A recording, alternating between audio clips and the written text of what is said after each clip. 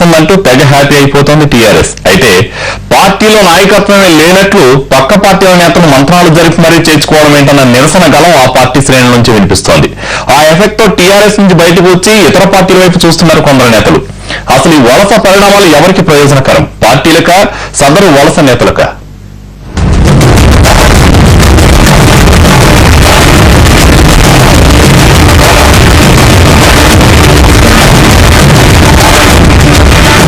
వలసల్ని ప్రోత్సహిస్తూ అలా వచ్చే నేతలే బలమన్నట్టు దూసుకుపోయే ప్రయత్నం చేస్తోంది టీఆర్ఎస్. 100 అసెంబ్లీ సీట్లు టార్గెట్ గా పెట్టేసుకుని ఆ టార్గెట్ ని సెంటిమెంట్ తో లింక్ పెట్టేసి అన్ని జిల్లాల్లో మిగిలిన పార్టీలన్నింటినీ డామినేట్ చేయాలని పెద్ద కసరత్తే ప్రారంభించింది. ఆ క్రమంలో టీడీపీ సీనియర్ నేత మాజీ మంత్రి కడియం శ్రీహరిని కారెక్కించేసుకుంది. సొంత నియోజకవర్గం అయిన స్టేషన్ ఘన్పూర్ లో వరుసగా 2 జనరల్ ఎలక్షన్స్ లో ఎమ్మెల్యేగా పరాజయం పాలైన కడియం ఆ పార్టీకి ఎంతవరకు ప్లస్ అవుతారో కానీ ఇప్పుడు ఆయనకు ఎంపీ టికెట్ ఇచ్చి గెలిపించుకునే ఆలోచనలో ఉంది గులాబీ దండ. అయితే కడియం వెళ్ళిపోయినా కేడర్ మాత్రం ఆయన వెంట కదలకపోవడం టీడీపీకి అనుకూలించే అంశమే.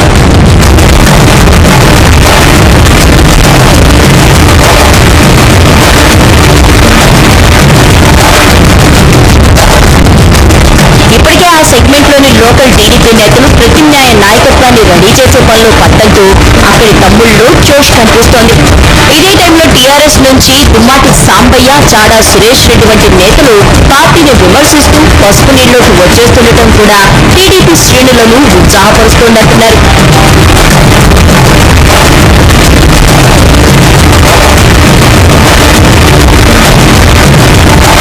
ప్రస్తుతమైన పరిస్థితుల్లో అధికార పార్టీ సంఖ్యాపరంగా బలంగా కనిపిస్తున్నా క్షేత్రస్థాయిలో మాత్రం ఆ పార్టీ పరిస్థితి మరోలా కనిపిస్తోంది. పెరుగుతున్న గ్రూప్ పాలిటిక్సే వారికి డ్యామేజ్ గా మారిపోతాయంటున్నారు. జిల్లాకు చెందిన కేంద్ర మంత్రి బలరాం నాయక్ దగ్గర నుంచి రాష్ట్ర మంత్రులు, విప్ సైతం తమ నియోజకవర్గాలపైనే దృష్టి సారిస్తుండటంతో జిల్లా వ్యాప్తంగా కాంగ్రెస్ ప్రభావం నామమాత్రంగా మారుతోంది. అలాగని వారి వారి నియోజకవర్గాల్లో అయినా పరిస్థితి అనుకూలంగా కనిపిస్తోందా అంటే లోకల్ కాంగ్రెస్ శ్రేణుల్లో ఆ కాన్ఫిడెన్స్ కూడా కనబడటం లేదు.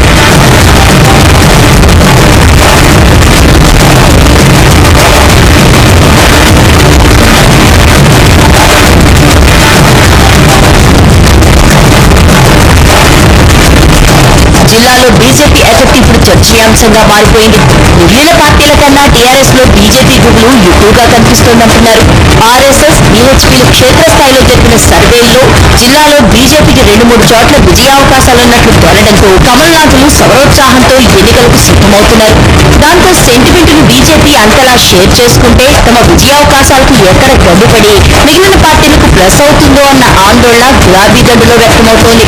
పరకాలలో ఏకంగా 15 ఏళ్ల పాటు ఎమ్మెల్యే సీటు బీజేపీ గత బైపోల్స్ లో కాస్తంత వెనుకబడినట్లు కనిపించినా ఈసారి జిల్లాలో ఉనికి చాటుకోవడం ఖాయమన్న అభిప్రాయం వ్యక్తమవుతోంది.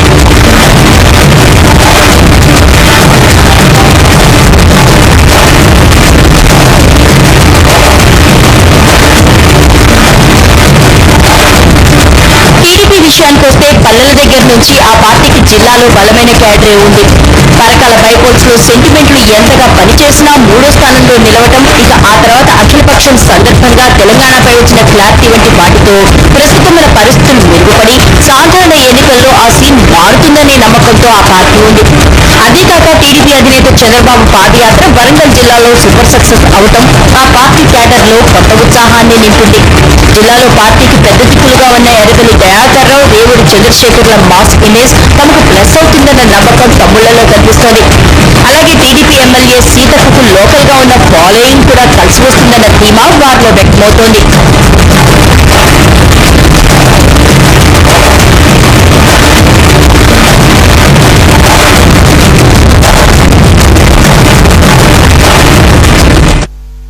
ముఖ్యంగా వరంగల్ జిల్లా రాజకీయాలు చూసుకున్నట్లయితే ఇప్పుడు రాబోయే ఎన్నికలలో టీఆర్ఎస్ ప్రత్యేకంగా ఇప్పటి వరకు చేసినటువంటి వ్యూహాత్మక తప్పుదారు కనుక చేయకపోయినట్లయితే వరంగల్ జిల్లాలో అత్యధిక స్థానాలు గెలిచే అవకాశం ఉంది. ప్రస్తుతం ఉన్నటువంటి అవసరాల దృష్ట్యా టీఆర్ఎస్ వరంగల్ జిల్లాలో ఉండే మొత్తం స్థానాలు గెలుచుకోవాల్సిన అవసరం ఉంది. కానీ ఇటు కాంగ్రెస్ పార్టీ, అటు వైఎస్ రాజశేఖర రెడ్డి కాంగ్రెస్ పార్టీ, ఈ రెండు టీఆర్ఎస్ యొక్క బలాన్ని బలహీనం చేసే అవకాశం ఉంది. దానికి తోడు ఇప్పటి వరకు జిల్లాలో ఒక రకంగా బలంగా ఉన్న తెలుగుదేశం పార్టీ ఈ ఎన్నికలలో తుడిచిపెట్టుకునే అవకాశం ఉంది. ఎందుకంటే తెలంగాణ నినాదంతో ముందుగా ఏ పార్టీ కూడా వరంగల్ జిల్లాలో స్థానం ఉండే అవకాశం లేదు. ఇక కొత్త పార్టీ వైసీపీకి జిల్లాలో కొండా దంపతులే పెద్ద దిక్కుగా కనిపిస్తున్నారు. అయితే వారు పార్టీ కార్యకలాపాల్లో ముందున్నంత యాక్టివ్ గా పాల్గొనకపోవడం, తర్వాత మళ్లీ విభేదాలు సమసిపోయినట్లు పార్టీతో మమైక్యమవుతామనడం వంటి పరిణామాలు ఆ పార్టీ అభిమానులకు మింగుడు పట్టినట్లు కనిపించడం లేదు. జిల్లా మొత్తాన్ని కాకపోయినా కనీసం 2-3 సెగ్మెంట్లనైనా ప్రభావితం చేయగలిగే సత్తా ఉన్న కొండా కపుల్ పూర్తి స్థాయిలో పనిచేయకపోతే జిల్లాలో పార్టీ ఉనికే కష్టమవుతుందన్న అభిప్రాయం వ్యక్తమవుతోంది. మొత్తంగా చూస్తే టీడీపీ, కాంగ్రెస్, వైసీపీలు సాధారణ ఎన్నికల్లో ఓటర్ల మనోభావాలు, ఓటు బ్యాంకును నమ్ముకున్నట్లు కనిపిస్తుంటే టీఆర్ఎస్ మాత్రం సెంటిమెంట్ నే నమ్ముకుని వలస రాజకీయం చేస్తోంది. జిల్లాలో వాదం ఎంత బలంగా ఉన్నా, సెంటిమెంట్ ప్రభావితం చేయగలిగే స్థాయిలో ఉన్నా దాన్ని టీఆర్ఎస్ ఎలా క్యాష్ చేసుకుంటుందో, ఓరుగల్ ఓటర్లు ఎవరిని ఆదరిస్తారో తెలియాలంటే ఇంకో ఏడాది ఆగాల్సిందే.